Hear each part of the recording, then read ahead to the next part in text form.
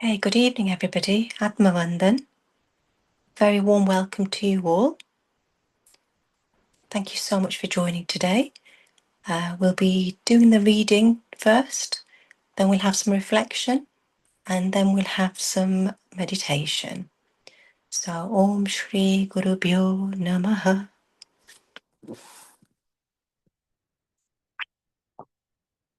Okay, so today we're on chapter 3, which is Buddha without and within. We're partway through the chapter. We're on page 22. And I'm just going to read a few sentences as to where we stopped yesterday.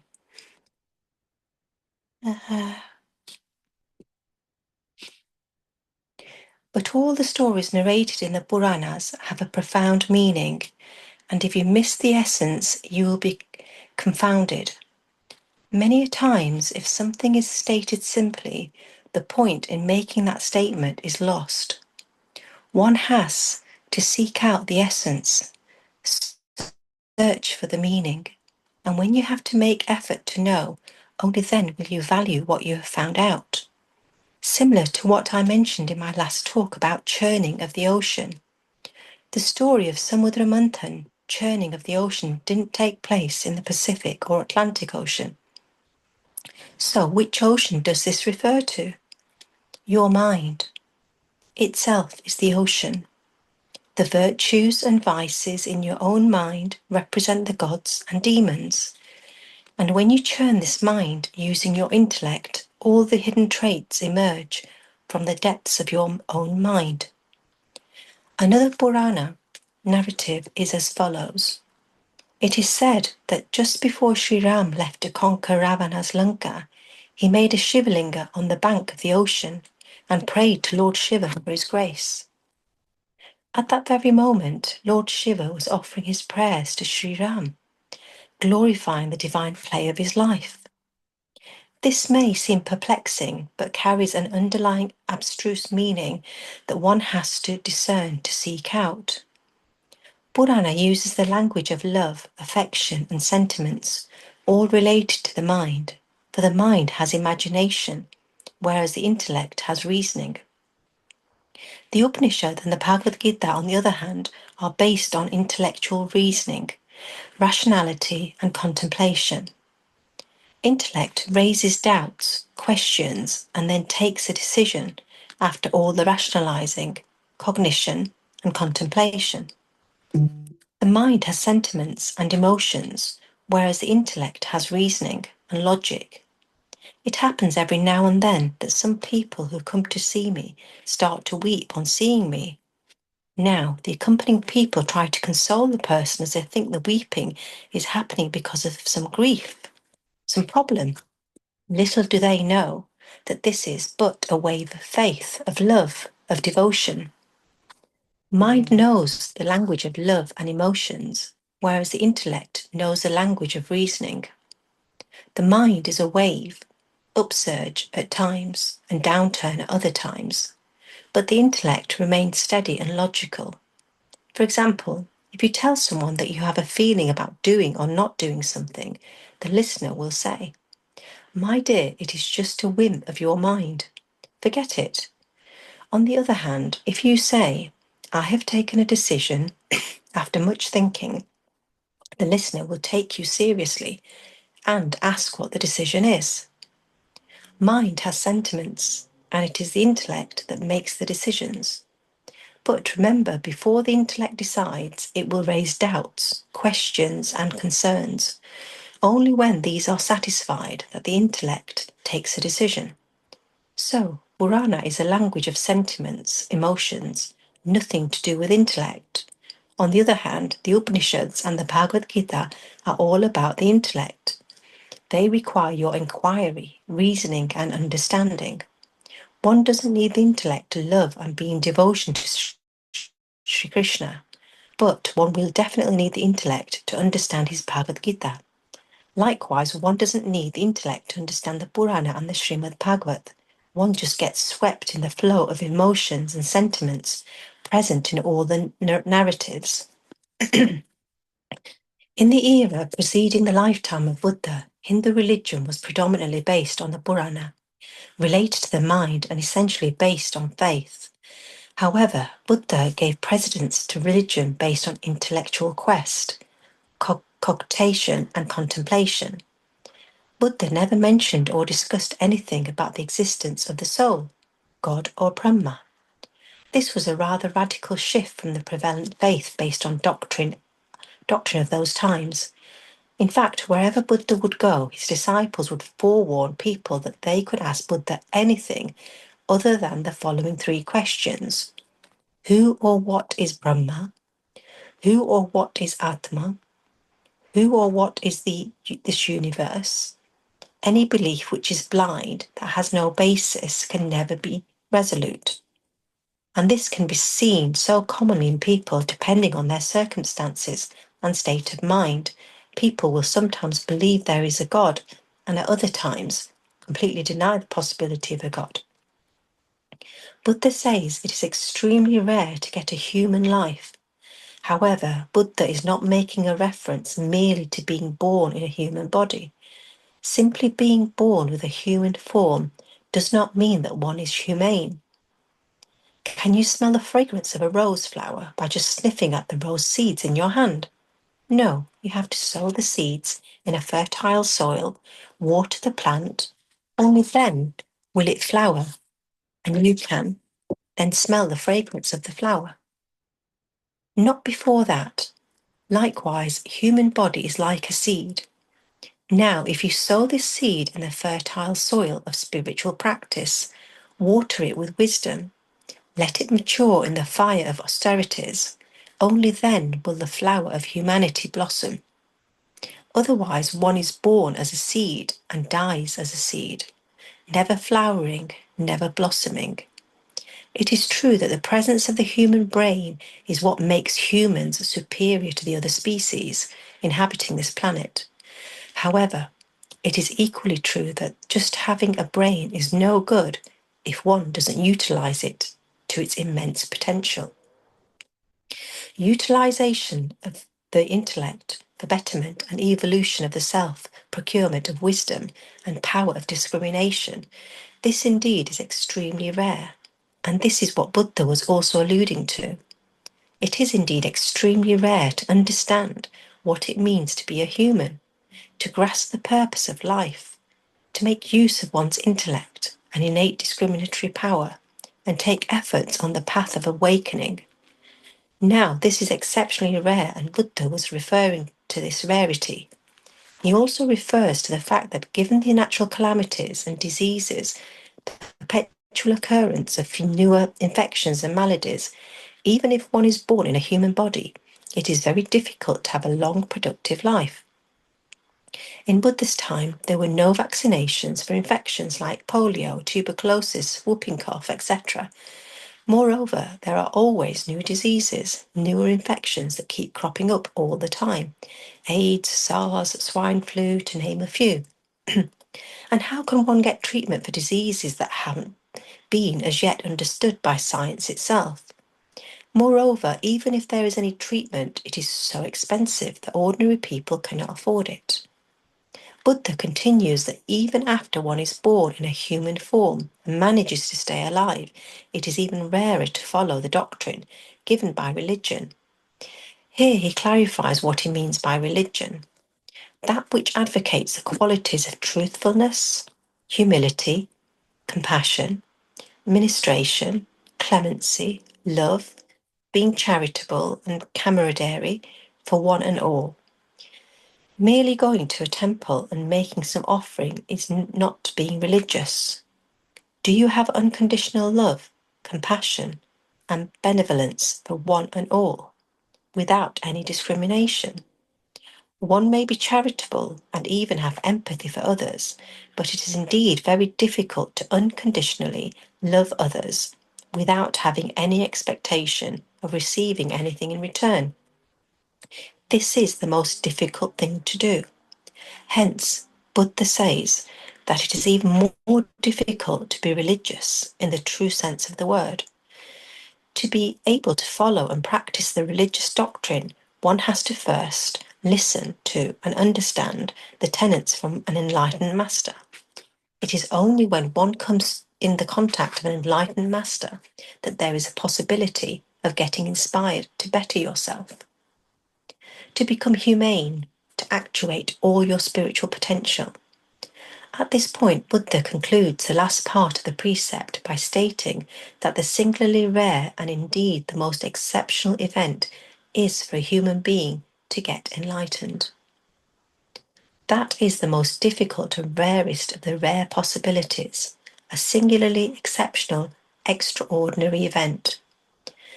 It is about 2,500 years since Buddha left his gross body. However, even today, it is possible for someone in a deep state of meditation to connect to Buddha. Buddha had said that although he was leaving his gross body, his ethereal presence would be still available to all seekers needing his assistance and guidance for their spiritual upliftment. Buddha was born on a full moon day. He attained enlightenment on a full moon day, and it was indeed on a full moon day that he left his gross body. It is said that before he attained enlightenment, on every full moon day he would pray with earnest fervour that may his ignorance be eradicated and his whole being be illuminated with the light of experiential knowledge and wisdom. Buddha was born as a Prince Siddhartha. King Shuddhodhana was his father. He was conceived after a long time, and hence at his birth lavish festivities were held in celebration. The entire kingdom was reveling in the jubilation when the king noticed a sadhu, a hermit, coming over. This was a renowned and much sought-after recluse. The king himself had wanted to meet him, and here he was, paying a visit to the king. The king was elated, as he thought the hermit had come to bless his son, to crown the prince. To the king's bewilderment, the hermit touched the baby boy's feet to his head, and tears started to roll down the hermit's cheek. The king got apprehensive, as he thought that maybe the hermit had sensed some ill omen that it would befall the prince. The recluse replied, "On the contrary, I have never seen a future as illuminated as a child's. Bear in mind, O king, I have come here not to bless your son, but to seek blessings from this divine incarnation, as it is extremely rare for this event to happen." "Why are you crying then?" questioned the king.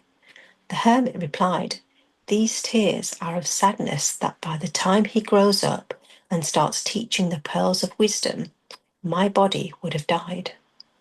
These tears are of the heartfelt prayer that I be reborn again so that I can receive his invaluable enlightening teachings."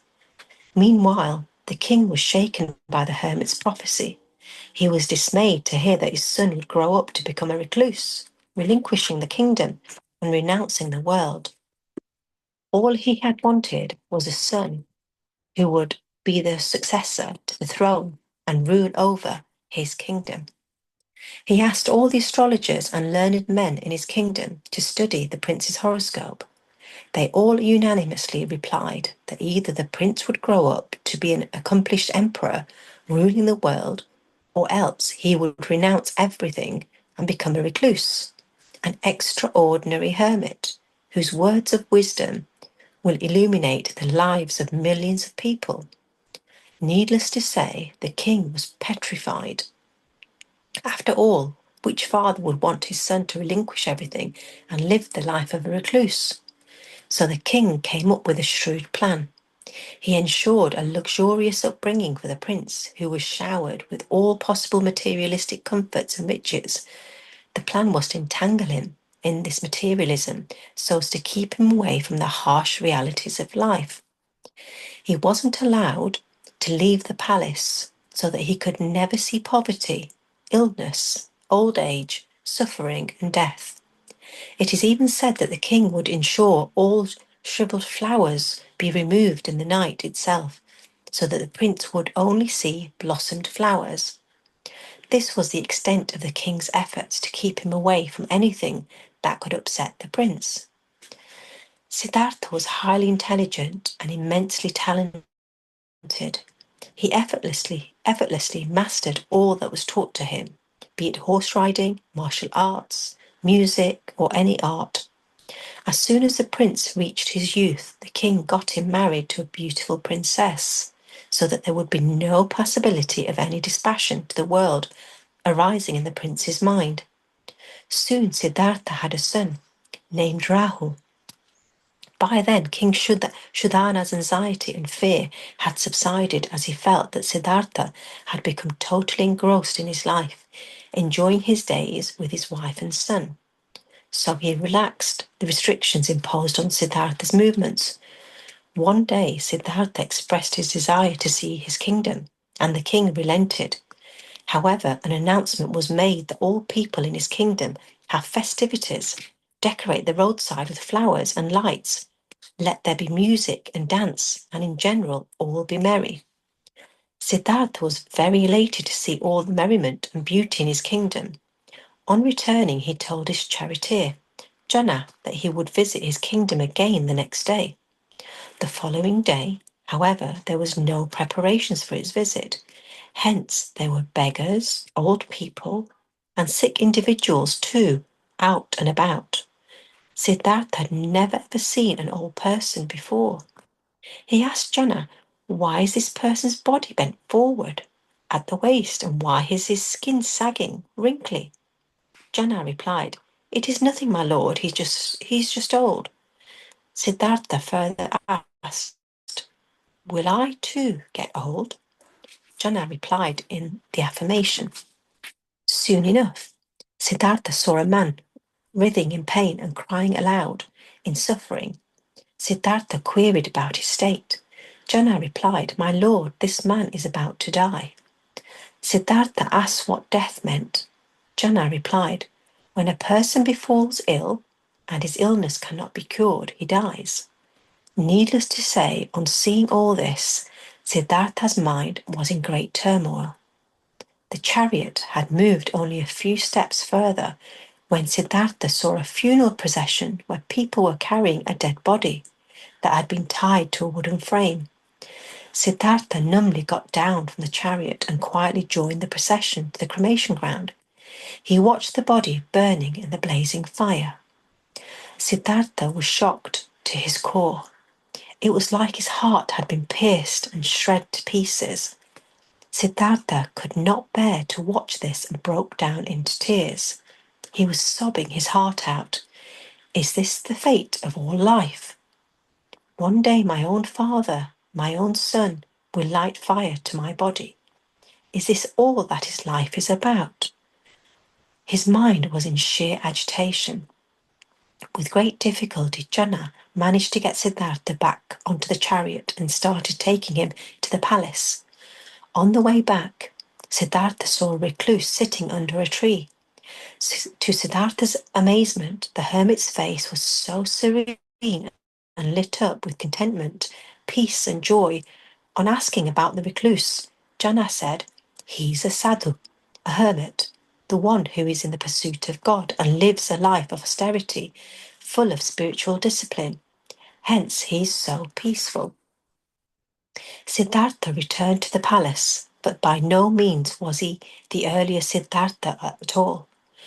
Gone was the fun and frolic, no solace in food or music, not even in sleep. He sat all alone in agony and utter distress, tortured by so many questions. What is the meaning of life? What is the purpose of life? What is the point in living? Why is there so much suffering and pain? Why is death inevitable? What is death? The list of questions was endless, and there were no answers that could act as a balm to his tormented heart. Needless to say, he could not stay in the palace in that state of grief for long, and soon one night he left behind his sleeping son and wife, the palace, the grandeur, and walked away forever. He rode on Jana's horse, and when he had left the kingdom far behind, he stopped. Not giving in to Jana's imploration to return back to the palace, he bid goodbye to him and walked away into the forest. Okay. Shall we stop there, Monica Ji? You can read it for next 10-15 minutes, then we'll go for meditation. Yeah. Lovely, thank you. Okay. The first person he met was a beggar. Siddhartha removed all his precious clothing and jewelry and gave it to the beggar, and instead wore the beggar's torn clothes. He cut off his long dresses, considered to represent beauty, with his sword and shaved off his head. He did this as the hermit he had seen under the tree had shaven off his head. This was the start of his long quest for as a master. He moved from one guru to the other, from one ashram to the next. Wherever he went, he learnt with dedication all that the guru could teach him, and then he would ask them that he still hadn't received the wisdom. The gurus would resigningly accept that they themselves didn't know any more than what they had already taught him. Exhausted and worn out after the long, tiring quest, he entered the deserted forest alone. He gave up on food and water. His body became weak, debilitated, with bones sticking out. There were 4 sadhus who were impressed by his austerities, and they stayed with him. It is said that in that state of emaciation, he once had to cross a small river to get to the other side. However, such was his weakness that he fell unconscious and later had to drag himself to the river bank. A thought arose in his mind. I have been practicing austerities for the last 6 years, and the result is that my body has become so weak and helpless that it can't even cross a small river. How will I then have the strength to get liberated of the bondage of this world? Whilst he was thinking, the sound of a woman singing came to his ears. The words were, "Don't tighten the strings of the musical instrument so much that it breaks, and neither keep it so lax that it can't produce a melody." On listening to these words, he received the first tenets of knowledge. Putting the body through such austerities is not going to lead to attainment of wisdom. The middle path of moderation is the right way. The lady came up, bowed to him, and then gave him a bowl of rice pudding as an offering. She said that the earlier night she had a dream where she was asked to go to the forest and offer the pudding to the hermit she would meet. Siddhartha happily accepted the offering and ate the pudding. After all, he had received the first tenet that starving the body is not going to lead to enlightenment. On seeing Siddhartha's eating the food, the 4 sadhus who stayed with him got disappointed. They interpreted his act of eating to returning to the worldly affairs. Hence, their opinion of his caliber as a seeker dropped. Siddhartha persuaded them to stay and stated that whenever he would attain the highest wisdom, he would pass that on to those 4. They, however, did not heed this and left him. Incidentally, there is a very sweet anecdote written about those times. It is said that Siddhartha placed a flower in a picture of a leaf and floated that on the river. In his mind, he thought that if he is destined to get enlightened, the flower will float against the direction of the river flow. Lo and behold, the flower started to float in the direction opposite to the flow of the river water. A sweet smile spread on Siddhartha's lips. He then sat down under a peepal tree with the firm resolution that he would get up only after he got enlightened. Having tried and tested all types of methods and austerities and failed to get anything, he finally sat down under this tree, moving inwards. Several mornings, afternoons, evenings, and nights passed, and then, finally, on a full moon night, with the rising of the moon, the luminosity of enlightenment illuminated his entire being. Siddhartha became Buddha. It is said that he then got so deeply immersed in that state of enlightenment that the worried celestial beings appeared so as to dissuade him from taking Mahanirvana. It is beyond human intellect to comprehend the phenomenon of Mahanirvana. But what can be said is that it is a state of absolute dissolution, non-reversible, point of no return. And if that happened, then who would spread the word of wisdom to the thousands and thousands of ignorant people? It is said that they implored him to come out of the deep state of immersion into the self and spread the wisdom he had received to all the scores of ignorant people and alleviate their suffering. In the precepts given by Buddha, there is one tenet which states that even the celestial beings are not enlightened and they envy the state of an enlightened master. On listening to the appeal, Buddha said, "Those who seek genuinely will get to their destination, just like I did. Without the presence of any enlightened master in my lifetime, however, the celestial beings continued to plead, urging him not to enter the state of Mahanirvana and not to give up his body. Eventually, Buddha relented.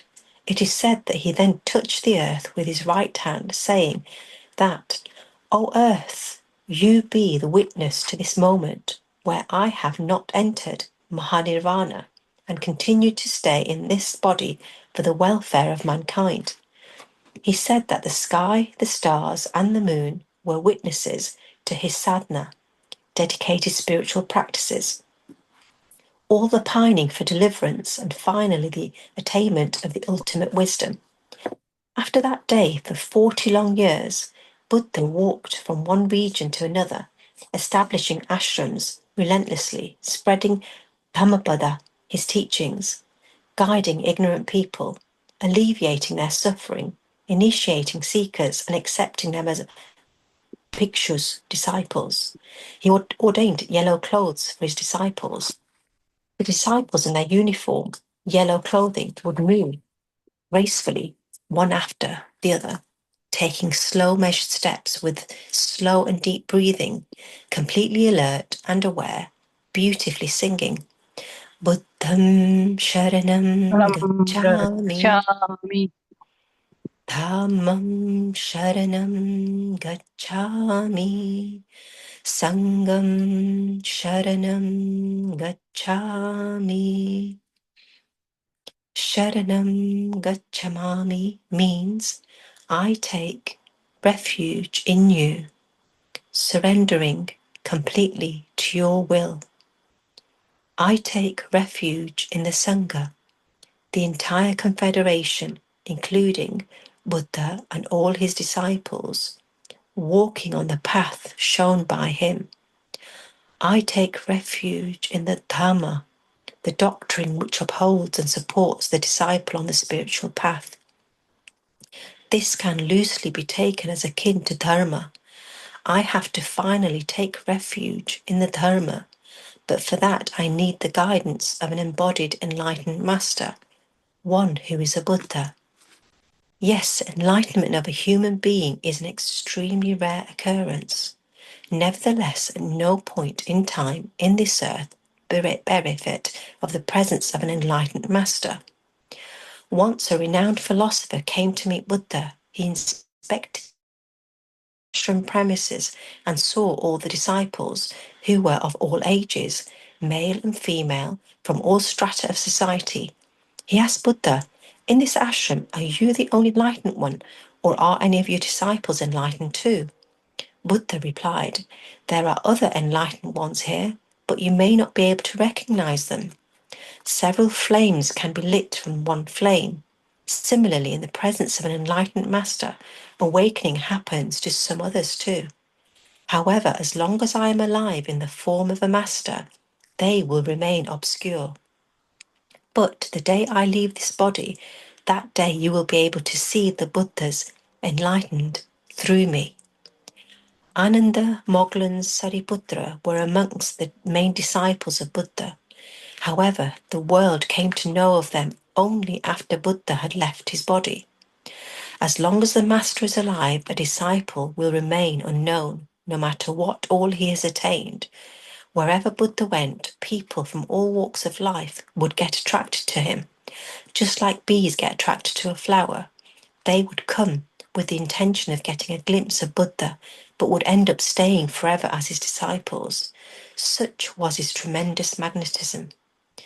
May you too have the fortitude of walking on the path shown by Buddha and light up the lamp of wisdom within you. Thank you, thank you, thank you, Babaji. Thank you, Lord Buddha. Deep, deep gratitude. That concludes our third chapter. Thank you, Meenaji, for the reading. Because we all know the glimpse of Lord Buddha's life and everything. But when we read it, we are reliving that era. When you were saying that, he born on full moon and everything happened in his life, means the special days, all happen on full moon day. uh, I was just seeing that, he is taking birth on full moon, getting enlightened on full moon, whatever you were saying, even the river scene, the lady is offering, means it is like I am in that era. I am the witness who is seeing what is happening, and even the flower I saw.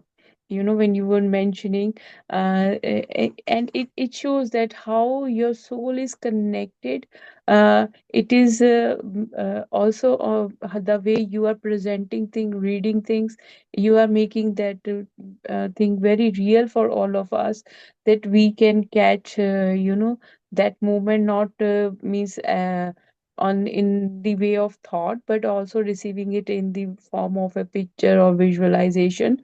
Thank you very much. And from Siddhartha's life, we learn so many things, that until something happen to us, we are in a trouble, then only we realize. For example, like he born in a very good family. The parents give him luxury and everything, and they try to protect him so much that they don't want that he will get any idea of outside world, right? But Mm, the moment he showed he saw all this suffering and pain, because that time he was adult, it is very hard for him to take it that way. mm, So it is coming in my mind, like, sometime we as a parents, we struggle. We don't show our kids that side of us, that we don't want them to suffer, right? mm, But mm, from Lord Buddha's story, this is hitting my mind, that be true to yourself and to others. The more you are true to yourself and others, what happen is, you are allowing other people to learn their lessons, so that something if happens suddenly, they won't go against it, they will accept it. So this is what I was getting when you were reading that. Show since from, because if we used to see something from your childhood, it becomes your habit. You're mm, used to with this thing. But suddenly, if something happen, like, mm, you see people around you, some people get panic when there's something even very little happen in their life, because they don't know how to handle the situation. And some mm, people, they are too young, like Prahlada, how he handled the situation in such a young age, mm, where his own father was against him, right? mm, Entire family was against him, but still he have, because his faith in divine and himself was so much that he was not bothered about it. Mirabai, another example, she been through so much in her life, mm, and after means facing all those things, her devotion, her faith was like, the like divine was testing her again and again, but she never gave up. The mm, same with the Lord Buddha. He lived a luxurious life, but when the moment he left it, he become, curious about that. I want salvation. I want mm, to get enlightenment. He didn't left his path in between, and as he didn't left the part in between, the people who were used to show that they are very spiritual, like, the four people who were with Lord Buddha during that time, their faith, because they don't have that deep knowledge what Lord Buddha got. They didn't get that knowledge because maybe they practice something else, and they are, for them, torturing our body is the way, getting enlightenment. Yeah. But here Lord Buddha also is showing us that how he accepted everything as a divine will, that the moment the woman said that, it came like someone will come and I have to offer the food to that Mm, person. mm, He got that the lady got that intuition before mm, it is going to happen. mm, In the same way, so many lessons we are learn means, in these chapters, these mm, lessons we are learning that how the faith change your destiny. But mm, one thing we all need is a surrender, that what is happening, it is happening for my best good, mm, nothing. Why means universe created all of us. Why universe will give me pain? If a universe created me, universe gave me pain where universe think that this child is still in a first class and other kids are in 10th standard, right? mm, So this child needs to be in standard, because this child needs have so much education, and maybe that child is more deserving than 10th standard. Maybe this child having the knowledge of a university level, right? mm, mm. And these are the very beautiful thing. If you correlate it, Yeah. means so many things. I think everything is our perspective, how we see the things. Some people might think other way around, that oh, he don't have to left his luxurious life. He suffered later on. But now, in this era, we all wish to live a life like Lord Buddha. Doesn't matter we are with families, but internal Buddha, like when in the quote is in the beginning, Meena ji mentioned Buddha inside, within and outside, right? So when my inner self and my outer self become one, that is the level where I achieve that level of Buddha, where I bring that balance within myself. He suffered because he never saw those things, but when you balance those things within yourself, and you create a healthy and harmony with everything around you, and you will see the beauty in everything. You want to see, like he was just sitting under the Bodhi tree and sharing his wisdom with the people, and people coming from the far, and how he changed the life of Angulimal, how still he is changing our life. And the astral master came to see him. Celestial, what you mentioned, yeah. They came and they asked Buddha about that. See, when you are enlightened, we don't know how much knowledge a person hold, until and unless that person reveal themselves to us. If Lord Buddha won't disclose his identity to people later on, people don't know about the wisdom he is holding within himself after enlightenment. And for that, he worked patiently on himself. And is, you are reading, but I'm enjoying these chapters. Thank you so much. Deep, deep gratitude. Thank you. If anyone else wants to share anything, please do unmute yourself.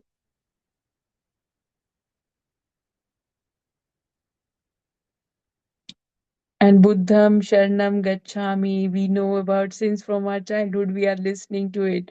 I think there was a serial on Lord Buddha in my childhood. We used to watch that, where they all these things we saw that when he left his home and everything, and even yes, Champaji, please.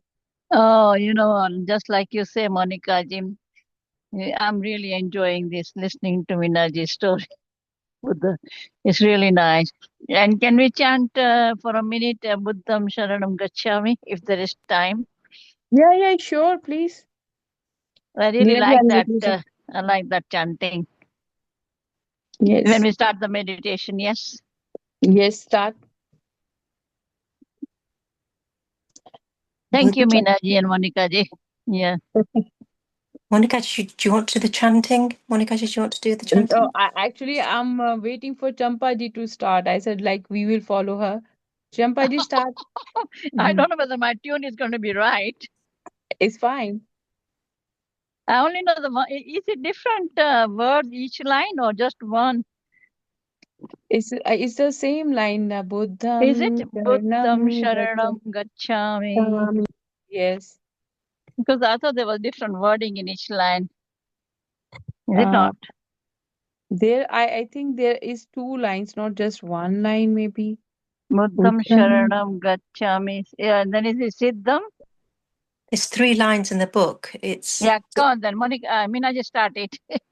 so I don't know the tune. I don't know if I'm saying No, it it right. doesn't matter the tune. Is the our The what's it? words are super Yeah, the powerful. words, Yes. our heartfelt chanting is the important.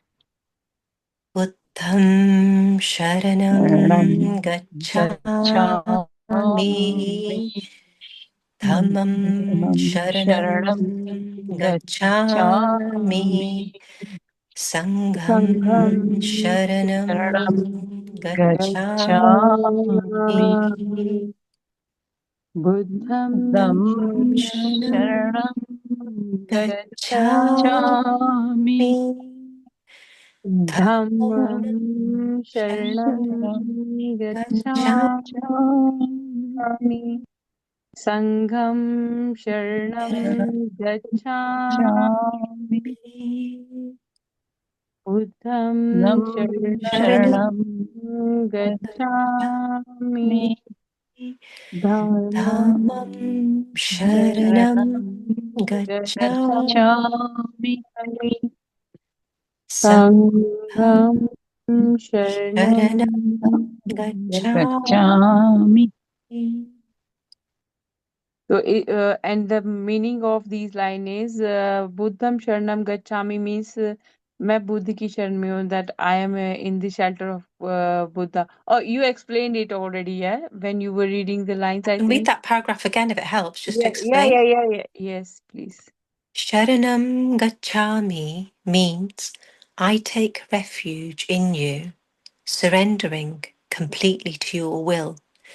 I take refuge in the Sangha, the entire confederation, including Buddha and all his disciples, walking on the path shown by him. I take refuge in the Dhamma, the doctrine which upholds and supports the disciple on the spiritual path. This can loosely be taken as akin to Dharma. I have to finally take refuge in the Dharma, but for that I need the guidance of an embodied enlightened master, one who is a Buddha. Sorry, Minaji, I was like, there is no sound. Sorry, I disturb you. I'm getting guidance that we will do meditation with this one, Buddha's chanting. So I'm going to play it. Okay.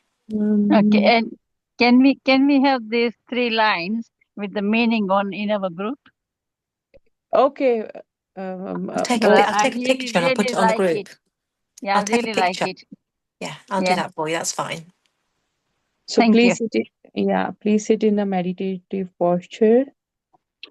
Cross your feet, clasp your fingers into fingers, and gently close your eyes and forget about the things happened before this session. Let's connect with the energies of Lord Buddha. Let's connect with Buddha consciousness. When you're inhaling, inhale Buddha's consciousness, and in each and every cell of your body, feel the vibration of Buddha consciousness. Your entire body become more calm, relaxed, and peaceful.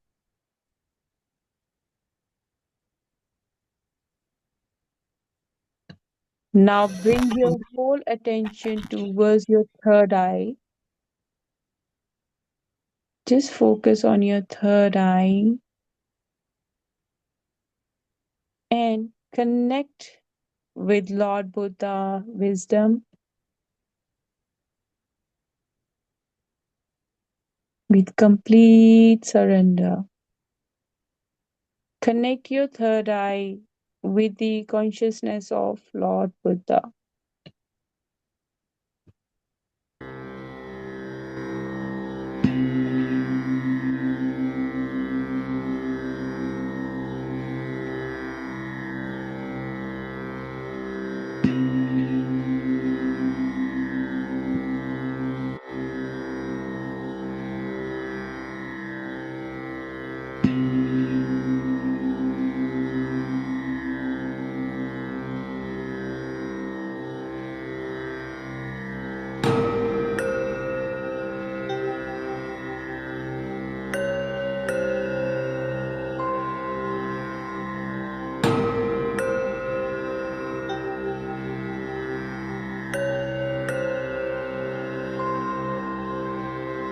Buddham saranam gacchami.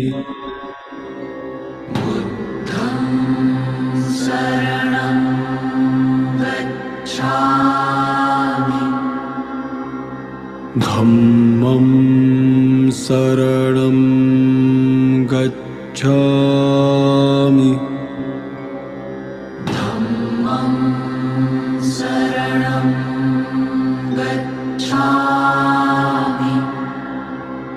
Sangham saranam gacchami.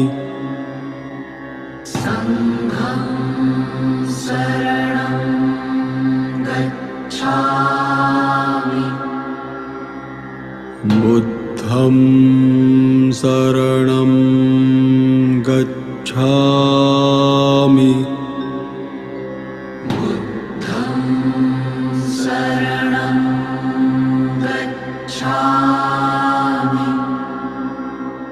Dhammam saranam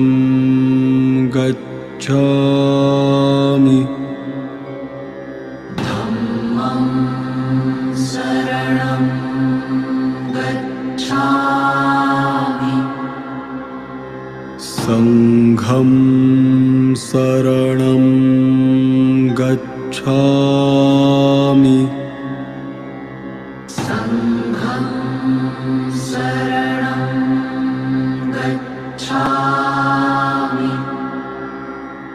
Buddham saranam gacchami.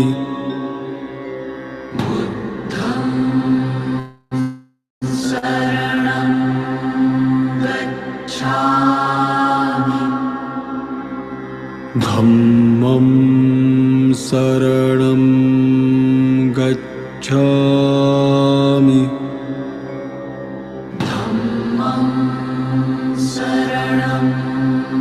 gacchami. Sangham saranam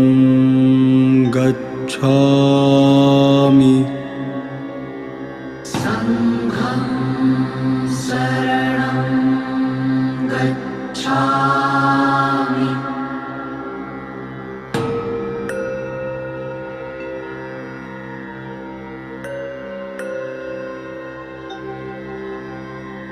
Buddham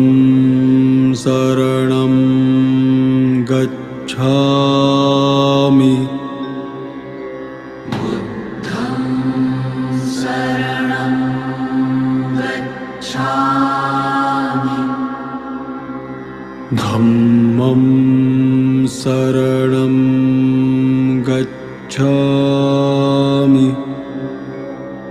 Dhammam saranam gacchami. Sangham saranam gacchami.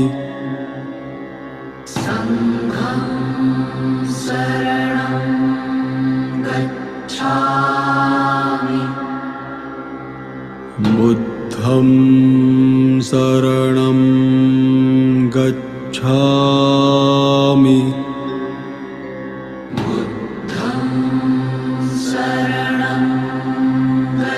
Gacchami.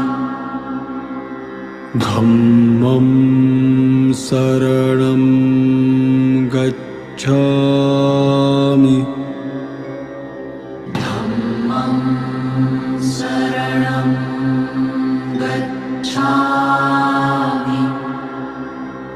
सङ्घं शरणं गच्छामि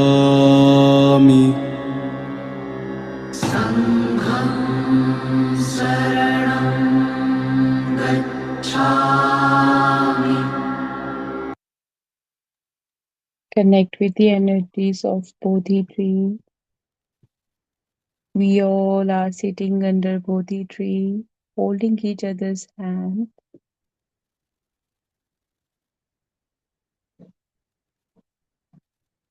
And keep focusing on your third eye. Connect your third eye with Lord Buddha's third eye for that divine guidance.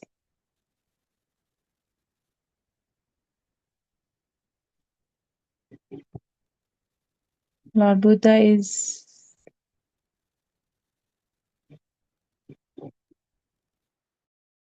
bringing more calmness and peace to your life.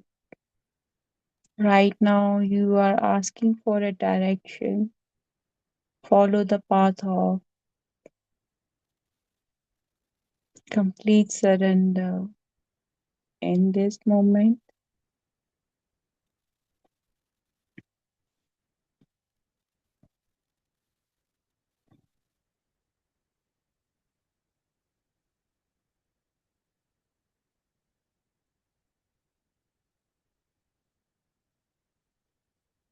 just see yourself in the form of a energy holding no name, no identity, no background, no knowledge.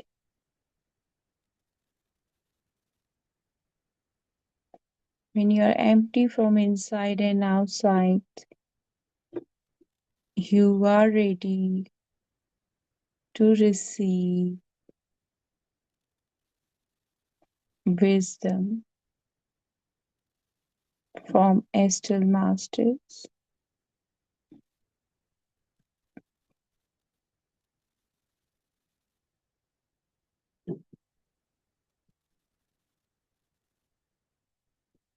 See your energy merging into the energy of the universe.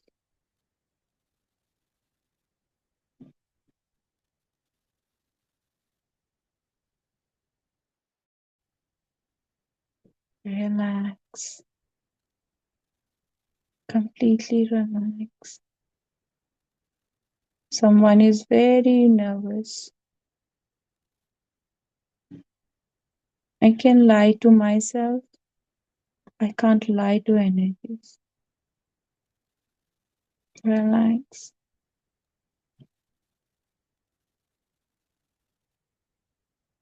Relax.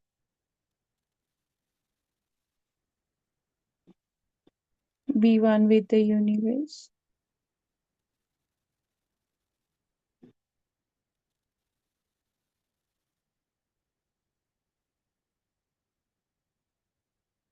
As you unified with the universe, just feel the field inside you, outside you is just the flow of divine spiritual love, peace, and harmony, spreading in all directions with each inhale and exhale.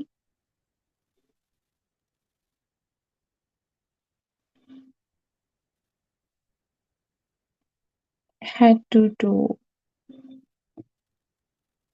it is spinning,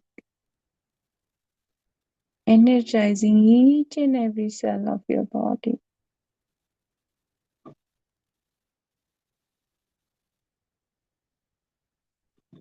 And through your feet, you're releasing everything which is holding you to become a best version of your own self.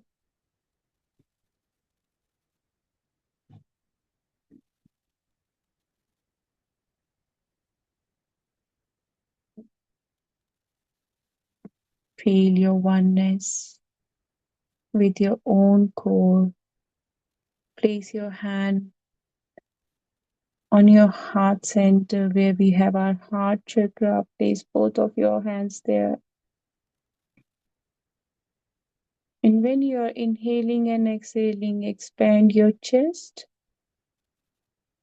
Feel your own oneness with your own body, mind, and soul.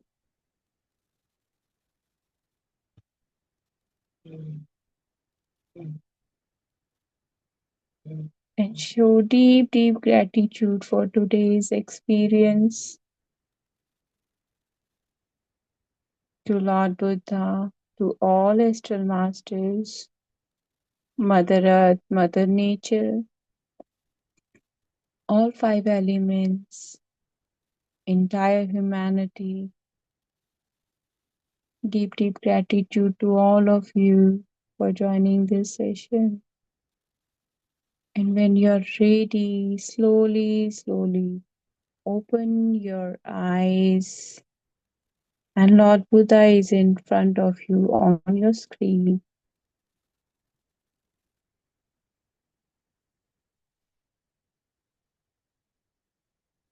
Connect your third eye with his third eye. Just look at his third eye. You will get some message.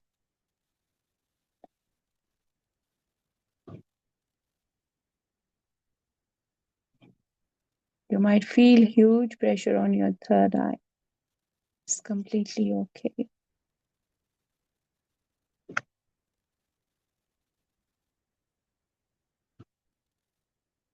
Thank you. Thank you. Thank you. Thank you, Masters. Thank you. I don't know out of blue because before the session start, I was getting some guidance. I was just ignoring it. But then in the middle again, I got it and then I ignored it. But in the last, like, she is even sharing something, and I was like, there is no background because I didn't share music today. I don't know when I shared my YouTube, there was background music already. And then I was like, okay, divine's plan, not my plan. So deep, deep gratitude. Thank you. Thank you, thank you, thank you, Monikaji. That was so, so beautiful, so divine, very uplifting, honestly. Really, really grateful. Thank you so, so much for you and everyone sharing their energies with us today.